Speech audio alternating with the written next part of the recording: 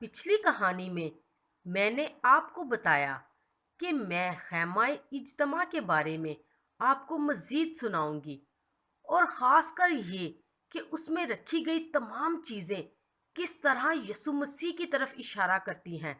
سو آئیں پہلے ہم صحن میں رکھی گئی چیزوں کو دیکھیں۔ کہن کو اس قربان گاہ پر برے کی قربانی چڑھاتے ہوئے دیکھ کر ہم خدا کے برے یعنی یسوع مسیح کے بارے میں سوچتے ہیں۔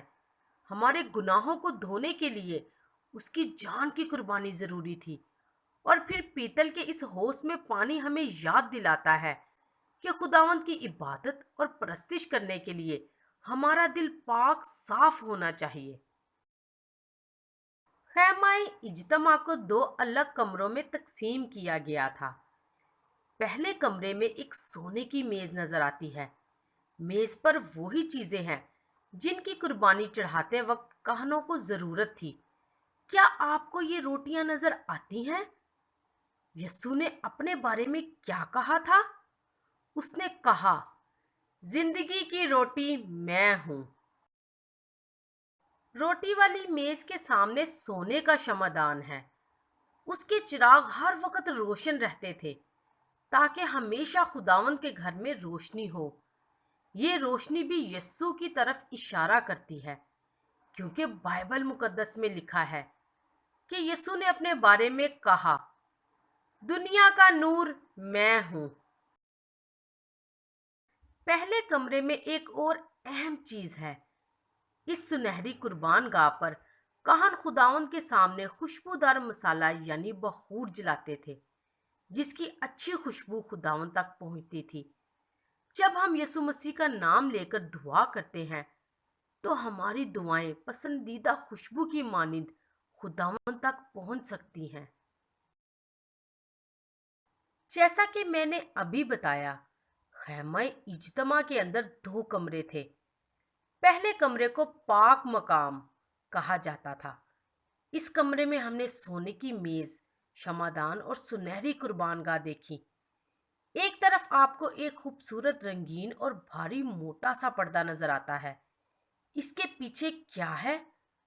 یہاں ایک اور کمرہ ہے جسے پاک ترین مقام کہا جاتا تھا، یعنی سب سے زیادہ پاک جگہ۔ اس کمرے میں ہم عہد کا صندوق دیکھتے ہیں جو ایک بڑے ڈبے کی طرح ہے۔ یہ لکڑی سے بنا ہوا تھا اور اس کے اندر اور باہر خالص سونا منڈا ہوا تھا۔ اس کے اوپر کفارے کا سرپوش یعنی ڈھکنا تھا، یہ بھی سونے کا بنا ہوا تھا۔ اس پر سونے سے بنے ہوئے دو فرشتے کھڑے تھے جنہوں نے اپنے پھیلائے ہوئے پروں سے سرپوش کو ڈھانک لیا۔ سال میں صرف ایک ہی بار یعنی کفارے کے دن کے موقع پر سردار کہن ہی اس پاک ترین مقام میں داخل ہوتا تھا۔ اس دن سب لوگوں کا ایک خاص اجتماع ہوتا تھا اور کہن خداوند کے بتائے گئے طریقے کے مطابق خاص قربانیاں چڑھاتے اور مختلف خاص رسموں کو ادا کرتے تھے تاکہ لوگوں کو گناہوں کی معافی مل سکے۔ یہ سارا عمل ہمیں یسوع مسیح کے خون کی یاد دلاتا ہے جو ہمارے گناہ دھو سکتا ہے۔ جس دن خیمہ اجتماع کو بنانے کا کام مکمل ہو گیا، وہ بنی اسرائیل کے لیے ایک نہایت خاص دن تھا۔ جب اسے کھڑا کیا گیا اور تمام چیزیں اپنی صحیح جگہ میں رکھی گئیں تو موسیٰ نے ہر چیز کو پاک کرنے کے لیے مسح کیا۔ اس وقت سے خیمہ اجتماع خداوند کا پاک گھر بن گیا۔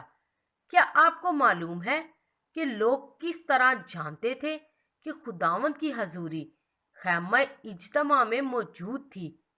یہ نشان تھا کہ بادل کا ستون نیچے اتر کر خیمہ اجتماع پر ٹھہر جاتا تھا اور رات کے وقت وہ بادل روشن ہو جاتا تھا۔ کیا آپ کو یہ بات یاد ہے؟ اسی طرح لوگ جان جاتے تھے کہ خداوند وہاں موجود ہے۔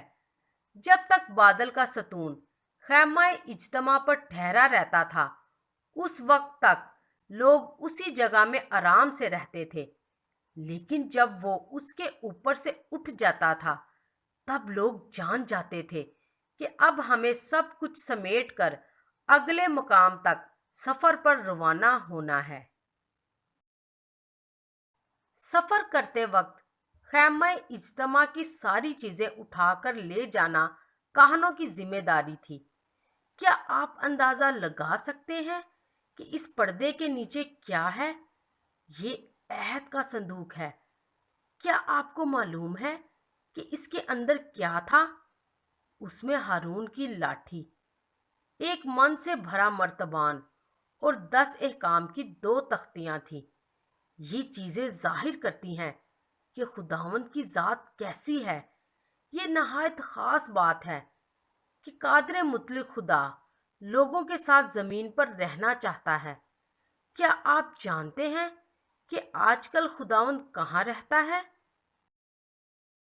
بے شک خدا آسمان پر رہتا ہے، لیکن جہاں بھی لوگ مل کر اس کے جلال کے لیے اس کی عبادت اور پرستش کرتے ہیں، وہ اس جگہ بھی ہوتا ہے، یہاں تک کہ وہ آپ کے دل میں بھی رہنا چاہتا ہے۔ اگر آپ اس سے پیار کرتے ہیں تو آپ کا دل اس کا گھر بن سکتا ہے۔ پھر خدا کا پاک روح آپ کے اندر یعنی آپ کے دل میں بستا ہے اور خدا کے کلام کے مطابق زندگی گزارنے کی رہنمائی کرتا ہے۔